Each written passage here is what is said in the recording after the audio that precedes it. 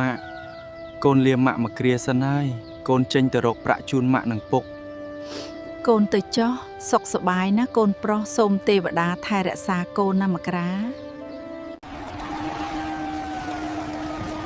បងសូមជួយឲ្យការងារខ្ញុំធ្វើផងធ្ងន់ប៉ុណ្ណាក៏ខ្ញុំស៊ូដែរទៅកន្លែងនេះគ្មានការងារឲ្យឯងធ្វើទេកូនមកចង្អៀតផ្លូវគេមកសម្រាកសិនមកហូបបាយមួយចាននេះទៅនឹងមានកម្លាំងតស៊ូទៀតអរគុណលោកយាយអរគុណខ្លាំងណាស់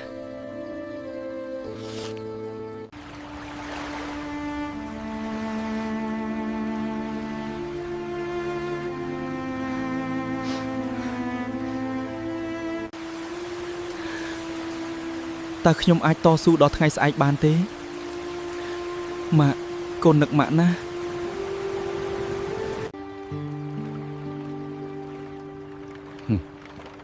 ក្មេងម្នាក់នេះមានភ្នែកតស៊ូណាស់មកជាមួយតាចុះតានឹងមើលថែឯងដូចកូននឹងណែបងមើលក្មេងនេះទៅវាស៊ូណាស់បងឯងយកវាទៅជួយការងារនៅទូកផងសម្រាប់ទៅក្មួយស្អែកយើងចេញទៅរកត្រីហើយបាទពូពេលនេះខ្ញុំមានកន្លែងដេកហើយមិនបាច់ដេកលើមងទៀតទេ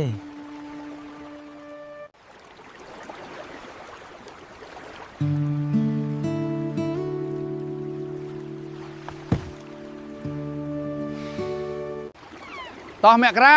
យើងចេញទូកទៅរកត្រីហើយបាទពូ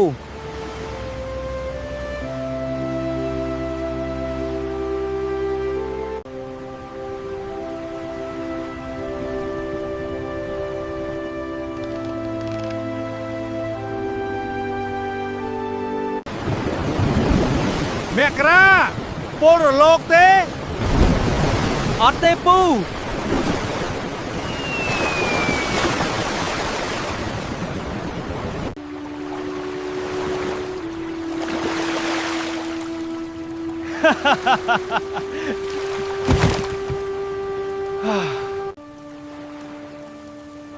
ឆ្ងាញ់ទេមករាឆ្ងាញ់ណាស់លោកពូ